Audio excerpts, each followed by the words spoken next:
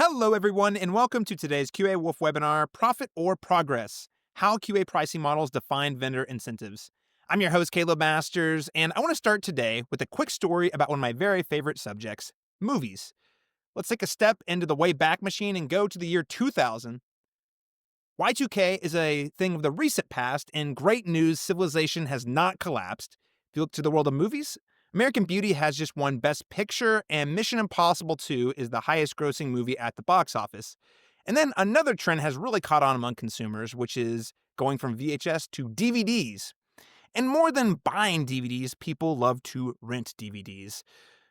And there were really two main methods for renting movies at the time, and I want to talk about the business models behind each one. Now, the first one is the establishment, the brick and mortar store, and the market leader at the time, Blockbuster. Now, Blockbuster made their money from charging $2.99 to rent the movie, along with additional late fees for each night that the movie was past due. Late fees were actually so prominent for Blockbuster that they collected nearly $800 million in late fees, which accounted for roughly 16% of the revenue in the year 2000, according to Business Insider. And customers didn't really like the late fees or having to drive to the store. But at the time, that was the business model, even though it didn't align with what customers wanted.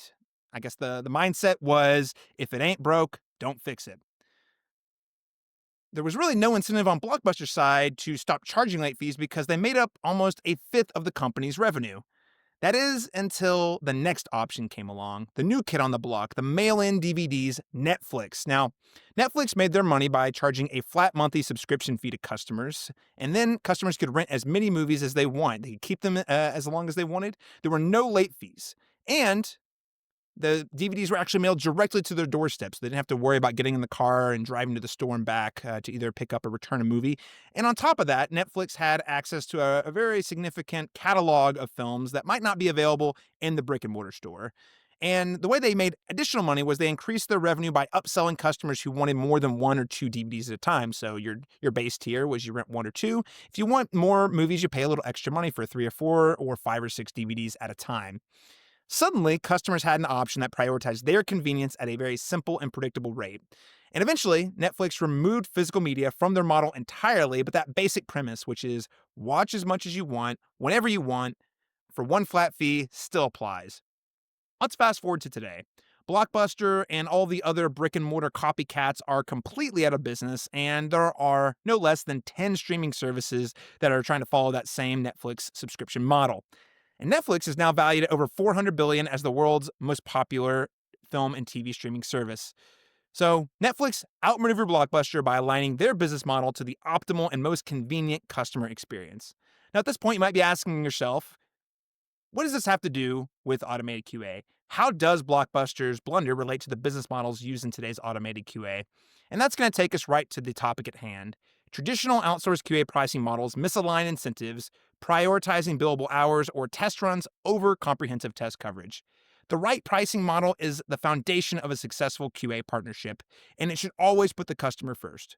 The billing model used by vendors, if you look a little more closely, that's going to tell you exactly where their priorities ultimately lie. And that is why per test pricing isn't just an option, but it's the only sensible way to buy automated QA. So today we're going to be learning about how pricing models define business outcomes and what that means for automated QA. But before we go any further, I want to welcome my co-host for today, the real star of the presentation. He is the QA Wolf co-founder and head of growth, Scott Wilson. Scott, welcome. Hey, Caleb. Thank you. All right, Scott, lots to cover today. Let's give everyone a glimpse at what we'll be talking about today. So, first up, we're going to talk about how pricing models define business outcomes. Secondly, we'll talk about why outsourced automated QA vendors often have incentives that are misaligned with the customer's needs. And then we'll close out the conversation by taking a look at the case for partnering with an automated QA vendor using the per test pricing model. Let's start with that first one, though. Pricing models define business outcomes. Now, when you go into business with any vendor in any industry, it's really important to understand exactly how they make their money and, by extension, what incentivizes their business to deliver value to customers. So, Scott, I'd love to get your perspective here. You've been working in the world of automated QA for quite a while. Why is it important to understand the financial incentives behind a vendor before going into business with them? Yeah, I think it's important to go back to the Netflix story that you started off with and to drill into it further to understand why that happened and how it happened. Because I think there's a lot of similarities between that and every other pricing model that exists, especially with automated QA. So Netflix's business model in 2000 was to give customers access to mail and DVDs with a very simple pricing model, which was a monthly fee. Um, they didn't make money on the number of DVDs you rented or the late fees on those DVDs, as you mentioned. So this was important because it solved a couple things in the early 2000s, which was traveling to rent a movie, charging for late fees, and small and frequently out of stock selection. These were all things that were pain points for customers that no one was really addressing.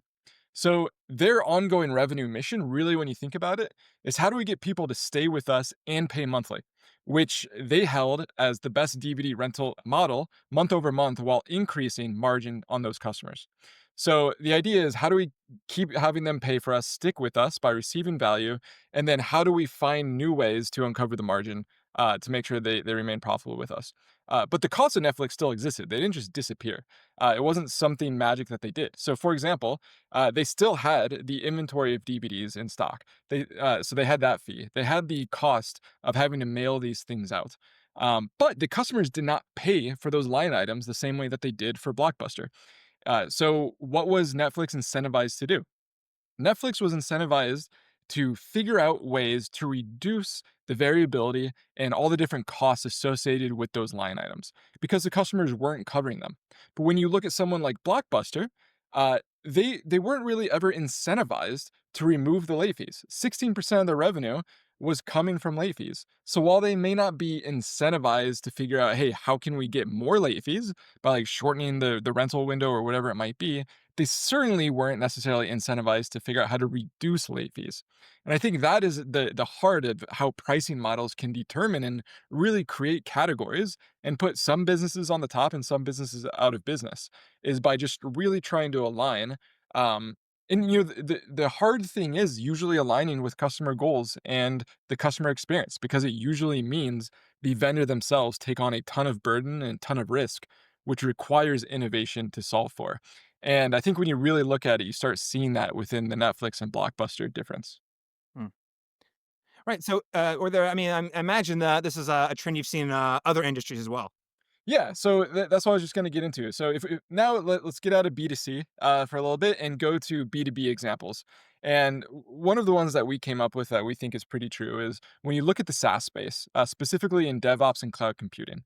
So way back before AWS and before everything is as it is today, there were essentially two different models. It was a pay for capacity or pay for usage. So uh, before AWS and cloud computing, um, people had to purchase server capacity. So with this pricing model, businesses often had to pay for far more resources than they actually ever used. So there were hosting providers like Oracle, IBM, and Rackspace, and they profited from over provisioning. So selling customers way more than they actually needed. And when that happens, what are you incentivized to do?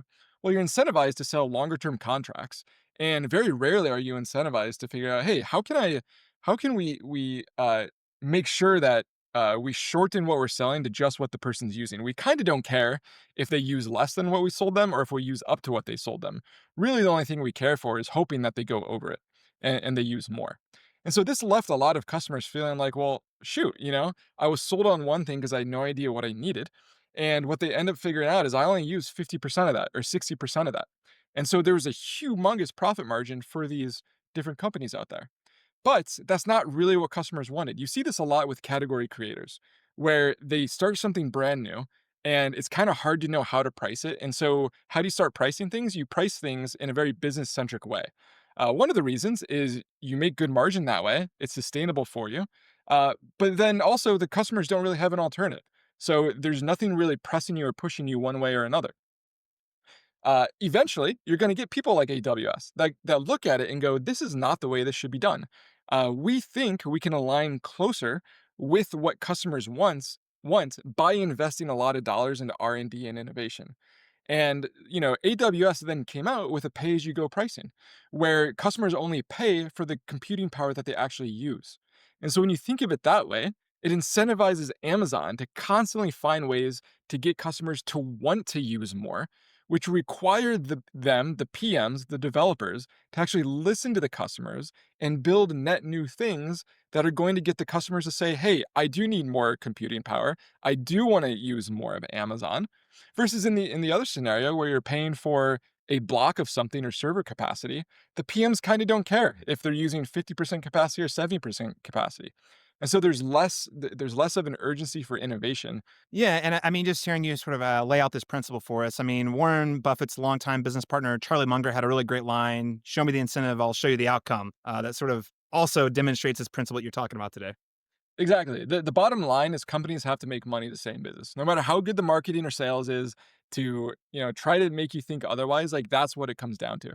And so companies are going to naturally align their operations, their vision, their roadmap, their strategy to maximize revenue. Right? It's a derivative. Revenue is a derivative of their pricing model. And so whatever a business charges you for is also what they're going to try to get you to buy more of. It's a very obvious thing, and I even kind of feel silly saying it out loud, but I think it's worth saying because that's what is at the heart of all of this. So, if they sell you widgets, they'll do what they can to get you to want to buy more widgets. If they sell you hours, they're going to do what they can to get you to buy more hours.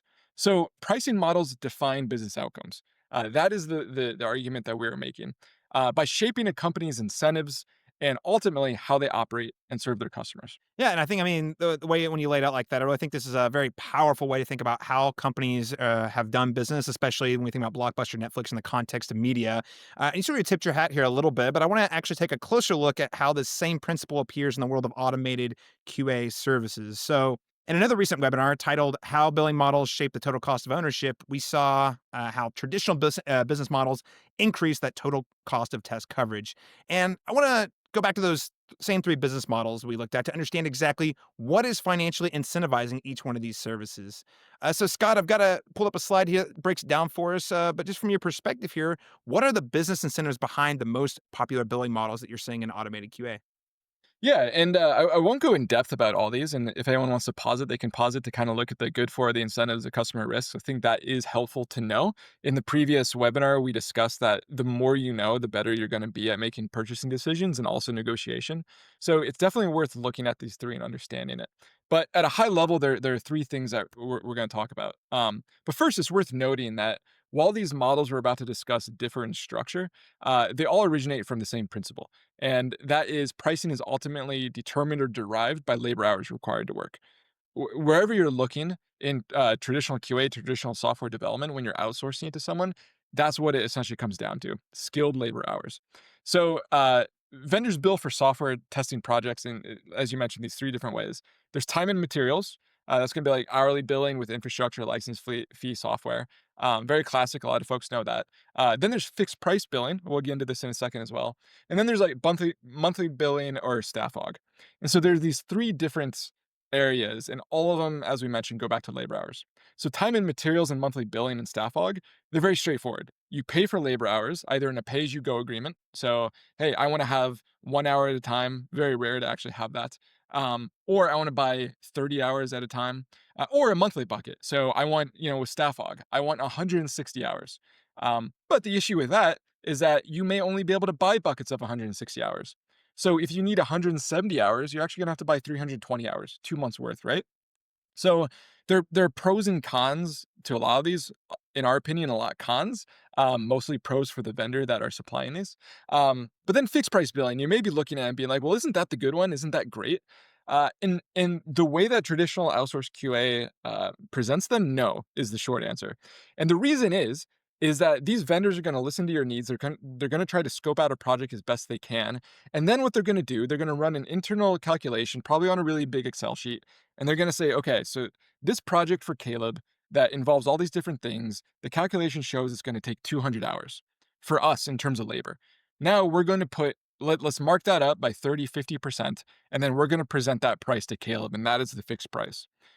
Why this almost never happens with QA and software development, but especially QA, is because what goes into a test, and we have a page called the lifecycle of a test that I'd recommend everyone go look at. It's much more than just creating a test and setting and forgetting it. There is so much that goes into from creation to running and maintenance. It's a very volatile thing.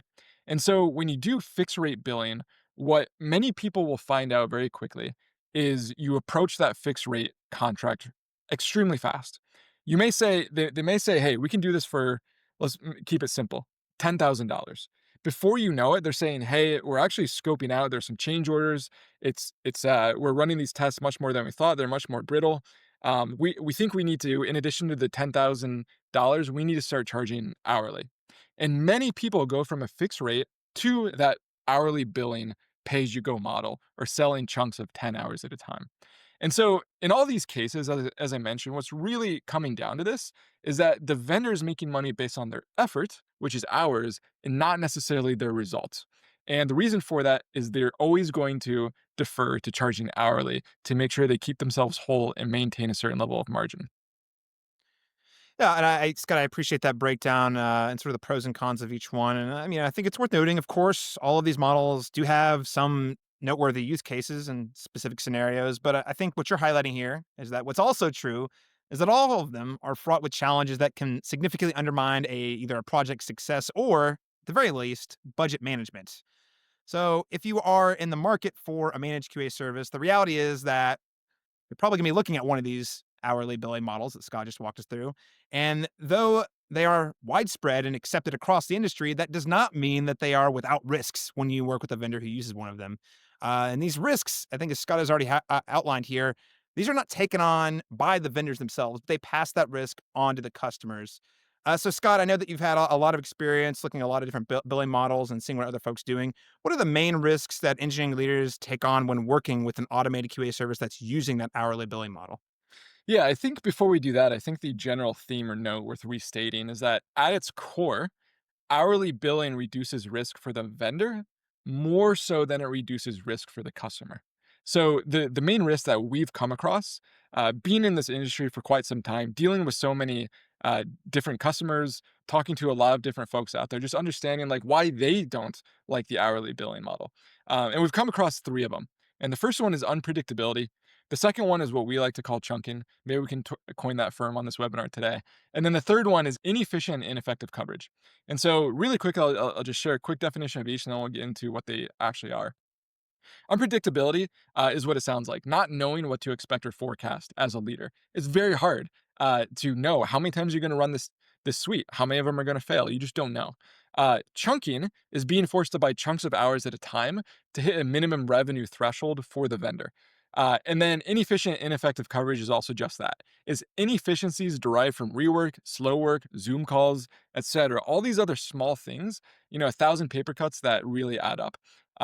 So it's the things that a customer doesn't really want to have to pay for because it's not really a value add, but the vendor makes money on it. Yeah, I think I appreciate those quick definitions, Scott. But let's go ahead and drill down to each one of these, starting with that first one there, which is unpredictability. Walk us through, maybe, Scott, what are some of the main risks of unpredictability in automated QA? Yeah, unpredictability. It's a major pitfall. It's probably one of the main ones of hourly billing models. It's hard to estimate how many hours it's going to take to hit a key testing goal. And so unpredictability, if we go like one step, one layer down, it comes from two things when you really think about it. And you have those here: uncertainty and exposure. Uncertainty comes from the inability to accurately forecast the outcomes tied to the hours you purchase. So, quick example: many teams turn to outsourced QA to solve a time-sensitive problems. So, achieving a specific number of tests by a set deadline to reach critical results. So, XYZ. With hourly billing, guaranteeing that XYZ all align when you need them to align, at the price you need them to align, at the quality you need them to align, it's virtually impossible. It's not going to happen. We have never seen it, and neither have any of our customers seen that either. So if this promise is made to you, and if people are saying no, QA Wolf doesn't know what they're talking about, or that webinar Scott hosted sucks, ask them to clearly write it into the contract, define it with it, like with extreme language to very clearly spell it out. And I think you'll start to see that things don't really line up with the way that how it was sold to you. So then the next one, we had uncertainty. The next one's exposure. Exposure, on the other hand, comes from failing to scope a job accurately, which is what I just mentioned. It's being able to really define what's going to happen. And so in this instance, you commit to a certain number of hours up front, only to realize you severely under forecasted what you're actually going to need to make the impact to your business. So as an example, you need 200 tests implemented by, let's say, like June 1st, so your team can help ship a new feature. You speak with a firm, and they say that they can get that done with a budget of 100 hours. Several days into your engagement, you and the vendor start realizing, oh shoot, uh, you know, some simple tests take 10 minutes to automate, some other ones take hours to automate. The more complex ones that have integrations, APIs, different user roles, have to upload, have to send SMS, whatever they take, these weren't accounted for because they didn't really understand your app the way that they do. And so the original 100 hours that you had planned with them, that you had signed an agreement, that you stopped talking to other vendors to pursue this one for, you realized, wow, that just got stretched thin within a matter of days.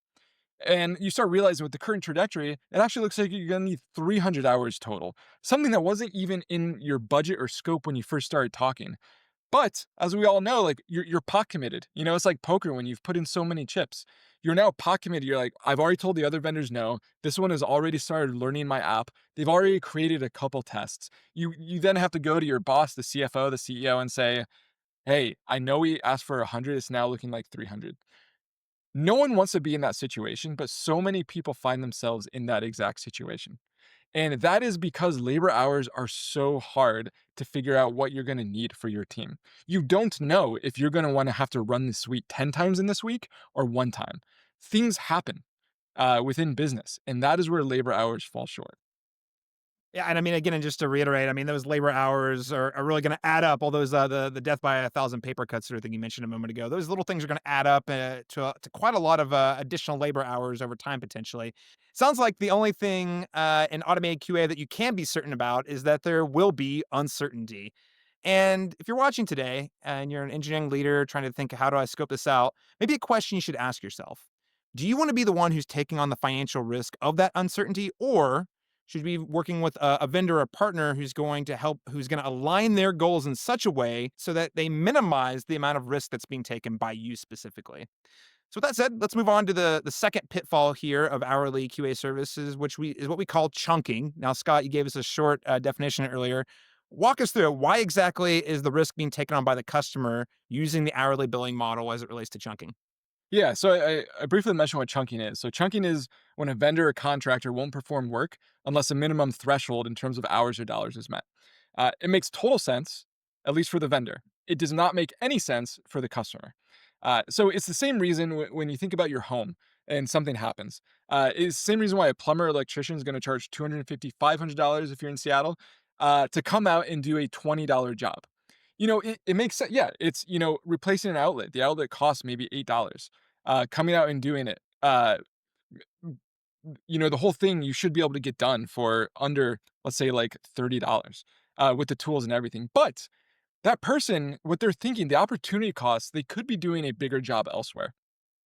And they have to load up the truck. They have to come out to you. And so what they're saying is like, hey, I understand the job is $20. No one's arguing that. But to get it done, I'm gonna have to charge you at least $250 or $500 to do it. Sometimes it's just to come out and do it. Other times they give you a quote that is essentially say like, "Hey, we all know this is ridiculous, but if you're going to accept it, I'm gonna give up other jobs to do it." And so that's what chunking is. It's where it makes sense for the vendor because they're in the position. The buying power, the demand and supply. That's what's happening. It's a seller's market when it comes to QA and for a lot of different things within the world, especially to your home. And so, a lot of QA companies will do this as well. And so we've seen it from 4 hours to a chunking of 4 hours saying like, hey, we're not going to work on a specific, even if you're already in a contract with them.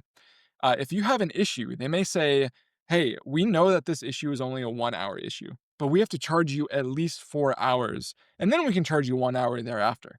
But they're going to come in and do that. And so that's an issue because a lot of people are going to see this and they're going to start thinking, okay, I know this is only a 30-minute problem or an hour problem. I'm going to wait until I have 4 hours worth of work to start off. But the thing is, what if that 4 hours worth of work takes a week?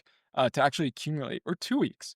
And now your app has been exposed, knowingly exposed for this time, because reasonably so, you're trying to watch your budget and you're trying to pay attention to the financial risks associated with it.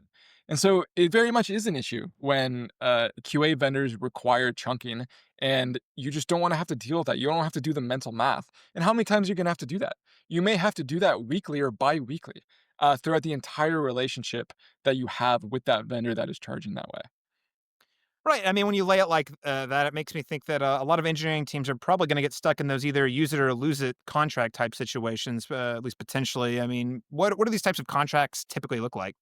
Yeah, use it or lose it contracts essentially set a prepaid number of hours per month. So if the customer doesn't use the hours, they don't roll over. It's as simple as that. Again, it favors the vendor more than it favors the customer. It's very reminiscent of the pay as you go with AWS versus the Oracle example or whatever that we had of pay for the capacity. So it's the exact same thing. And when you think about it, which is the better way to go? Which is the most customer centric way? And it's not that things don't roll over. So this frequently forces companies to scramble or waste money. Right. So with chunking, you're essentially paying for something that you don't necessarily need, which is a financial risk. Or Scott said you're putting off the work until you can justify the cost, which again is a major quality risk.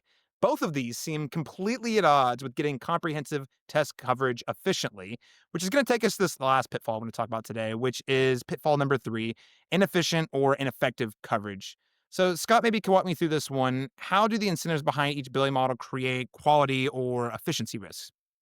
Yeah, I think this piece is critical, and this one is, we'll share our side of our perspective on it, and it's definitely something that everyone should think of themselves as well, and whether they agree or disagree. Um, But yeah, this piece is pretty critical because, as we said earlier, a company's primary goal is to maximize profits, and its pricing model directly reflects how they're going to achieve that. So, understanding these incentives is key to evaluating the efficiency and the effectiveness, being driven by that pricing structure that the vendor is doing for you. So, I think maybe one of the better ways to do this is to illustrate an example which is very relevant to everyone. Uh, Whether we live in a condo, a house, an apartment, whatever it might be, if we look at the pros and cons of painting your living room, right? And imagine you hire someone. So let's imagine you've talked to two different painters. One gives you a flat fee to get it done, and one gives you an hourly fee. And like, let's just talk through the what they're probably thinking internally when they're doing this job. So on a flat fee, if the company quotes you a flat fee of $100 to paint your living room, which would be a steal and you should take it. But for the illustration of this, let's just say $100. They're going to paint it as fast as possible. Why? They want to be able to move on to their next job, right? Like that's what they want to do. They want to paint this thing really quick. They're gonna have been doing it for years, right? So they probably can get it done really quick. So the pro as a customer, you have certainty that your financial exposure is limited. You know you're going to pay $100 and gonna get a room painted. The cons as a customer, you realize you're gonna wanna paint it quickly, as fast as possible, move on to the next job. Now, if that happened to my house, I'm gonna be paying attention to it. Um, it might incentivize them to do shoddy work or miss something, or overall the quality might not be great. So I'm gonna be looking on every corner, really trying to figure out what may have been missed. And then I'm gonna try to bring them back and be like, "Hey guys, you gotta like redo this." And they may not want to, right? Because they wanna move on to the next thing. Hourly, let's imagine the same situation. Company quotes you $60 an hour to paint your living room. They have no incentive to move fast, really, right? Because the $60 an hour with you is the same thing as $60 an hour for a new job. So there's not really a huge incentive for them to move really fast. In fact, they have incentive to take their time, and you're going to find yourself, if you're like me, wanting to rush them along. Be like, guys, why are you taking so long to paint this room? Why are you taking so long to go around the window? Now, the pros as a customer is they won't be rushing through the room. And you're going to assume that they'll be taking their time. They'll also be more open to you nitpicking things, right? Because they get paid for it. Hey, yeah, you want us to redo that? Fine, no problem. We get paid for it. Whereas if the flat fee person's going to say, you want us to repaint that? I don't think that needs repainted. Like, I think that's fine. There's gonna be some contention, conflict when that happens. The cons as a customer is you have limited certainty for how long the total project's gonna take. They can tell you, yeah, this might be a 5-hour job, and then they get into it like, oh, though, the windows were more complex than we thought, or the paint behind it, we actually ended up having to scrape it off and we had to repaint it. And like the asymmetry of information as a homeowner, you kind of don't know if that's correct or not, if that's true or not. You have to take it from the expert who is telling you these things. But the issue, this expert, it's on you to know whether or not you can trust them. Did the paint behind the wall really need to be scraped off, or were they trying to find a way to charge more hours to get this thing done? You just don't know. Um, so you're probably going to be monitoring this. You're going to feel like you have to babysit a little bit more. But yeah, so you can see there's pros and cons to both of these. And so vendors using the hourly billing model are going to profit more by working slower or by doing more input, selling more hours, um, thus maybe providing less efficient coverage, right? Like taking they kind of don't care if they have to rework your app or rework something, or if they miscommunicated, or something fell apart, or if they give a bug report and then they have to go back and give another bug report, or if it's taking a little bit longer to learn your app than they'd like to. Um, they kind of don't care because they're getting paid for all those things. So you could argue that the market works itself out for both. The flat fee shoddy painter and the hourly time wasters will receive bad public reviews and no referrals. Um, but if I bring it back to what we're talking about, we're not talking about painting a house. We're talking about software QA. We're talking about one of the final stages of you that stands between your product and your customer. And so for many companies, it's a very meaningful investment when you decide on a vendor to do automated QA for you. And so I think the thing is to get it right in the first place and really know what is incentivizing what's the pricing structure, what kind of incentives is it creating, and how do these companies deal with those incentives. I appreciate the thorough breakdown there, Scott. And just to kind of recap it here, looking at all three of these risks: unpredictability, chunking, and then that either inefficient or ineffective coverage. Again, just to reiterate what we said earlier, all of these risks are going to land on the customer, not the vendor. You might be asking yourself, why don't managed QA services charge a fixed rate that's focused on actual test coverage, not simply hourly activity? And to answer that question, let's take a look at an innovative approach that's focused on delivering outcomes coverage at a more predictable cost. And this billing model charges by the test.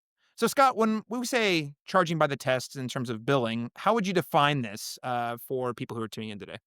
Yeah, it's very easy to say charge per the test. And I think when you say that, because it sounds so simple, it also hides or disguises a lot of what actually goes into it. So what goes into it, again, if you go to the life cycle of a test page that we have up on our website, you'll see that it involves test creation, test running, investigations for failures, test maintenance of tests that have failed, and then bug reporting for tests that resulted in a true bug. And so this business model incentivizes the vendor to sell more tests to the customer, which typically is well received. Because when you're always trying to sell more tests, what you're actually doing is you're always scanning the customer's application. You're looking for every corner and crevice you can find to recommend and suggest a new test. And customers love that because it's a very hard thing and time consuming thing to do. I mean, think about edge cases. Like that is a big thing that customers want covered. And when you charge this way, when a vendor makes money on per test, uh, you're actually incentivizing the vendor to find every single test possible. Now, they're not forcing the test on you. You can always say no, but at least they're surfacing it to you to give you the option to say yes or no for that. Um, and then when you look at this, the vendor isn't making money on any of those things I talked about: test creation, test run, investigation, maintenance, reporting. A vendor that charges per test doesn't make money on those. In fact, they just incur a cost. They incur a cost, whether it's computation uh, time, whether it's labor hours. There's going to be a cost that they incur that when you're only paying per test, you actually don't see because it's behind the scenes and it doesn't really affect you all too much. And so when that happens though, the vendor has full incentive to figure out how to streamline those costs, how to reduce them, how to make them more innovative. The customer doesn't have to worry or care about any of that, and they shouldn't, but the vendor should. And all too frequently and all too commonly within the outsourced QA space, you don't see that anywhere. Yeah. I mean, I think when you put it that way, Scott, just thinking about all the different things that's covered in the per test billing model here, all this sounds like a pretty dramatic shift in approach to billing. This is sort of like having an in-house team whose incentive is to maximize coverage and then do all of the work of testing to get there. And frankly, that sounds significantly more customer-centric, charging by the test versus the hours worked, at least on the surface. And I do want to dig below the surface a little more here in a moment, but I just have to ask the question, Scott, if it is more customer centric, which presumably is going to attract more customers, more revenue, and ultimately more profits, why don't all QA vendors charge a fixed rate? Yeah, it's like what we've been told ever since we were kids in school is the simplest answer is usually like the most correct one. And so if we put it honestly and simply, it's because it's extremely difficult and expensive to do. Uh, the only reason I can personally think of why other vendors or QA vendors don't charge per test and they charge per hour is because it's so hard to do. Um, it's they themselves don't know how many hours it's gonna take, right? So they're essentially saying, "Hey, the customer doesn't know how many hours, we don't know how many hours, so let's put the risk on them." That's essentially what they're saying. And because to solve this problem, it's a very, very difficult problem. As much as an again, it's as much of an unknown for them as it is for you. And there's too much uncertainty for them to be able to put a fixed price and not then roll over into a pay-as-you-go hourly model for you. And that really is the simplest way. It's so unknown with the current tools on the marketplace that the easiest thing to do is just to defer to labor hour pricing. Mhm. Right. Well, if all that is the case, I do want to know exactly how an automated QA vendor like QA Wolf is able to engineer teams, tech, and processes to actually align those incentives with customers to achieve that mutually beneficial business outcome. Because, again, as you said, it's very difficult to do, especially when you think about if you're not making money off of hourly and we're making money off tests, that's you got to do tests a lot faster. So, Scott, maybe you can to take us a step further here. How do you align QA Wolf's incentives with a per test billing model that is also beneficial to the customers? Yeah, without being a dead horse too much, I'll go into a little bit of the history of why we do what we do, how we've come to it. When we started QA Wolf, we looked at the popular billing models prevailing in the marketplace. We interviewed CTOs and engineering leaders to understand their problems, and we just looked at everything we could. We wanted to put the entire world of QA in front of us, and we wanted to see where it was broken the most. We've innovated in a number of different areas, but one way that we're very proud to innovate in and to lead the space in is the per test pricing model. Was never done before we came on board and said, this seems like the best way to go about this. We learned and we heard from a ton of engineering leaders how hard it is to forecast how much you're going to need when you do hourly. And like, yeah, what one QA engineer can do in an hour is very different than what another QA engineer can do in an hour. So it's just so hard. It's just so unpredictable. Um, so we wanted to figure out if we're going to come in and create a QA company, we want to do it big. We want to do something that shifts, the 30 years of QA that's existed before us, and we really want to shake things up, and we want to leave a mark on the industry. That was kind of what we were thinking. We're either going to go big or go home. And so we said, hey, this hasn't been done before. And as I mentioned, it hasn't been done before because it's so hard. But that's kind of the thrill of trying to figure out, can you innovate there? Like, can we gather a team that is smart enough and scrappy enough to figure out how to use AI to automate different angles of QA? Can we figure out, can process help increase margin in some areas? And we essentially, looked at each other and said, yes, this can be done. And if it can't be, it's going to be a fun ride doing it. And lucky for us and fortunate for us, we've been able to accomplish that. And the market has agreed that that is the way to go about doing this. So yeah, there are a lot of different things we promise. Another one is like a no flight guarantee. We look at it and we go, that's something that customers don't want. It shouldn't just be baked into QA. For so long before QA Wolf, people would look at QA and say, hey, flakes are just a part of it, right? Flakes are just a part of it. And by the way, hourly, I'm going to have to pay for those. That's just how it was. The reason the testing pyramid exists with end to end testing at the top is because of those 30 years of labor hours making everything so expensive and flakes and volatility and all these things just adding up to the point where people would say, hey, we really need unit and integration tests, but that other stuff, that end to end stuff is so expensive. Let's just do it for the core features. And the reason that exists is because per test didn't exist. And I really want to like turn the pyramid into a square and say each one should have equal parts of testing because it's now accessible to do so because the speed is there. It's now affordable for companies to scale it this way. It's just a totally different ballgame. And really all of it came from the pricing model, per test pricing. That really did define everything that we do. Well, and I mean, you mentioned the no flake tolerance. That sounds like a pretty tall order. And you mentioned the technology piece there. So I've got to ask the question: how is this level of quality coverage even possible at the scale that QA Wolf is currently executing at? Yeah, so I mean, like, let's get into do we walk the walk? I'm talking the talk on this webinar, but what have we actually done in like a very tangible way to show you how these incentives are driving what we're doing? And so we think that engineering leaders want to work with that company that is always innovating, driving towards customer centric pricing models and business practices.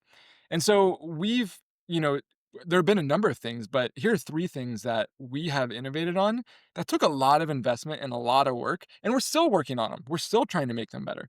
But these are three things that literally came from a derivative of the pricing model.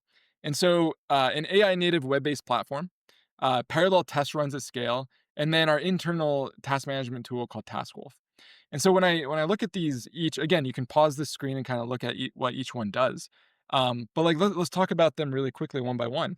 When we're talking about an AI native web based platform, let's look at the problem statement that we faced, and then our innovation, and the benefit for us and the benefit for the customer. So we needed our teams to work fast enough to keep up with the growth of our client base, while increasingly adding large suites, um, complexity of suites. Some tests would take, as I mentioned, tests take 10 minutes, some take 3 hours. We needed to create something that allowed us to start normalizing things and saying, hey, it doesn't matter if a test takes 10 minutes or 3 hours. How can we still quite frankly, make money on this so we can run a sustainable business model? And so we were forced to innovate to create a really fast, really good framework on top of Playwright. We chose Playwright because it was the most flexible at the time. That allowed us to take a test that took 3 hours down to 10 minutes or down to 20 minutes, and really start leveling the playing field of what all this looks like. And so that is part of our innovation, is like having an AI based platform on top of Playwright that allows us to do things much quicker than we have seen anyone else be able to do. And you can go check that out on our AI page. We have three videos side by side, one of QA Wolf, one of Playwright, one of QA Wolf AI, and it shows just how much faster that is because we don't get paid for the hours it takes to write these tests. So we want to write these tests as quickly as possible. And so, what is the benefit to the customer? Again, we do this. We create tests much faster than we've seen anyone else be able to do for you. And so, you get those results much faster. The next one is parallel test runs at scale. So the problem statement, we needed to run millions of tests a month to meet customer demands. And we needed to get them results quickly. We didn't want our own engineers or Q engineers waiting around, being stuck or bottlenecked by something that isn't value added, which is just tests running after minute after minute after minute. So some of these suites, our customers can have thousands of tests. These could take hours, sometimes even like a day, day and a half to run. If that happens, imagine the wasted productivity of an engineer, Q engineer, sitting around waiting for those things to finish. And so we had a high incentive to figure out, how can we expedite this? How can we speed it up so a Q engineer on our team can quickly run through an entire test suite of a customer so they can get to the maintaining of a test that may have failed, or get to the bug reporting and essentially close the loop on that customer and provide them the value. And so it really incentivized us to figure out, how do we do this and how do we do it um, at a scale that, because we're not making money on test runs. We're not charging for our parallel test run infrastructure. There are other businesses entirely made up of charging for the test run infrastructure, but we're not currently doing that. And so it's a cost that we're incurring. So we're not partnering with any other major company out there, like a browser stack. So instead, we're forced to create that internally. How can we run parallel tests at scale at a price that makes sense, at a cost that makes sense? That's why we refer to ourselves as vertically integrated. We create things ourselves so we can control the costs of those, because we are not marking up those costs to our customers. And then finally, the third one is TaskWolf. We created this internal tool because we have hundreds of customers at this point, and we have a lot of QA engineers servicing those customers, and customer success managers making sure that the customers are receiving the value and the promise that we agreed to. And we found that in the marketplace, the tools that existed, they're good tools, but they're not meant for QA. They're not helping us prioritize messages from Slack and Discord and Teams. They're not helping us know how long a customer's tests are in maintenance. They're not letting us know how quickly we're responding to specific queries, or how often someone's test is failing. They're not giving us the insights to say, hey, this workflow fails 3 times more than it fails than other workflows fail for this specific customer. And so we were forced to create our own in-house tool, our productivity tool called TaskWolf. We want to make sure that whether we're servicing one customer, 200 or 2,000, that they feel like they're the only customer that we are servicing. And, you know, that is why we have over 100 near 5-star reviews on G2. That's what we strongly believe. And we have an entire page on TaskWolf, so you can go look at it and go see like what we did to innovate there and really like build that up. And I think, you know, you might be hard pressed to find other traditional outsourced QA vendors that have done the same. But if you are evaluating QA, I definitely recommend to go ask those vendors to see how they scale up. How do they, you know, they may say, hey, we work with more than 500 customers, which is great. You know, as a sales message, that's great. But then ask, hey, how do you actually stay on top of them? How do you make sure that I'm gonna feel like I'm your only customer? Again, we, you know, we have several different webinars. I'd recommend watching one with my co-founder, our CEO John, which is called the QA Wolf Advantage, and goes in to a lot of our different technology and how we've done what we've done. Yeah, and Scott, again, I appreciate the breakdown, the walkthrough, and sort of explain the rationale for why we built the tech the way we did. And ultimately, at the end of the day, it was we needed to align our incentives with the customers. How do we make it possible for our teams to pull off per test pricing? You did that by creating custom tech to really deliver that quality coverage at a more predictable price. This is super impressive. But do customers actually see a difference in the test coverage and testing goals as a result of this model? Walk me through it. Yeah, I mean, you have the numbers up there on the on the slide, and it's on our website as well, and we're very proud to show those. These came from customer surveys. It's very hard to measure to say like, hey, how many of our customers are releasing faster? And so what we did a customer survey. We went out and asked, and we tried to see, are we making an impact? And what we found is yes, we are. We're making an impact in many different ways, and I think the ones you have here are some pretty awesome examples of that. So more productive developers, saving 9 hours per week per developer, more profitability and finding ways to save money. We've seen that people are saving upwards of $10,000 per engineer per month. Increased release velocity. 92% of our customers are releasing faster. Right? Some of them are saying they're releasing up to 5, 6 times faster, but 92% are releasing in some way faster by working with QA Wolf. And then finally, reduce product quality issues. So 85% of our customers are seeing an increase in revenue because there's longer retention with customers, and there's less mention of bugs, of quality issues within the marketplace when prospective clients are doing their research on the company. All right. Well, Scott, I think again, these sorts of business outcomes, these what we just walked through here, they really speak for themselves. The per test billing model is more aligned with the customer incentives, and yes, what that means is it is going to require vendors like QA Wolf to really step up the game to meet those high expectations to ensure that that per test pricing model is viable. But it is the right thing to do for customers. The QA engineers are incentivized to build tests exceptionally well, very quickly, using technology that we've built here at QA Wolf to reduce the amount of time spent on maintenance. Let's start to wrap this conversation up by going back to Netflix. Netflix's billing model, they disrupted the video rental industry and redefined how customers experience movies and TV. And they did this by aligning incentives of their business with a convenient customer experience that was lacking in the marketplace. And the business outcome was a product that was so enticing that it made the old business model of traveling to a physical store to pick up the movie and then charging customer late fees, it made that completely extinct. Netflix was able to crush the competition by aligning their business model with the demands of the customer. And I'd say that Pertest Billing is presenting engineering leaders with a similar proposition. So, Scott, just to put a pin in it, what sorts of business outcomes can engineering leaders expect to see when they partner with a QA vendor that's using a per test billing model like QA Wolf?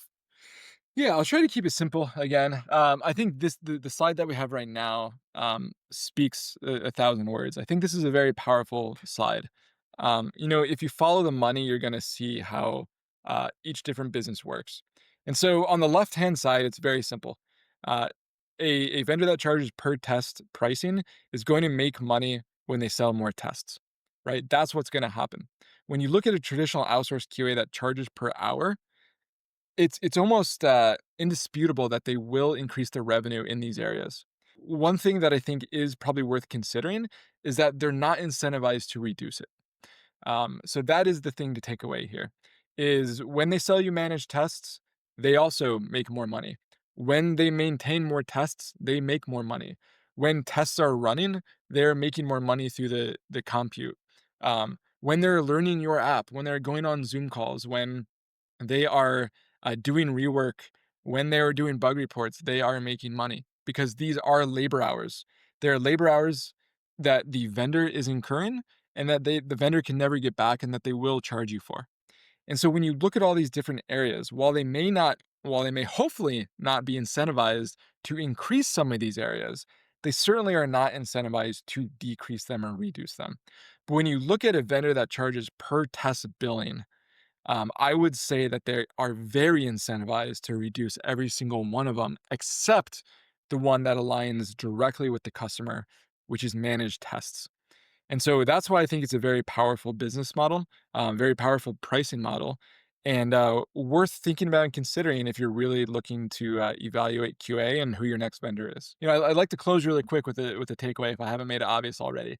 Is I think we'd all be very hard pressed to go back to a blockbuster type uh, model, right? No one wants to pay late fees; it's unimaginable. And if you said that today, people would probably think you're crazy to want to charge late fees on something like that. And so it definitely is a change of things. And it was a hard change when Netflix started, but we can see now what is the most obvious way to run that specific business. And I do think it's the same thing with QA. When you work with a vendor that charges hourly, you are going to be taking on the risk as a customer. They know that, and now hopefully you know that as well. But when you work with a per test pricing company like QA Wolf, we are taking on that risk. We are the ones that are going to invest in innovation R&D to figure out how to mitigate that risk, not you. And so I think that's a very important takeaway. It makes our customers' lives easier, what we've been told. You can see that in reviews. And we really believe it's the best way to charge and price automated QA. Right. And I think, just to sum it up, going back to the thing we said at the beginning of the webinar, per test pricing isn't just an option. It really is the only sensible way to buy automated QA.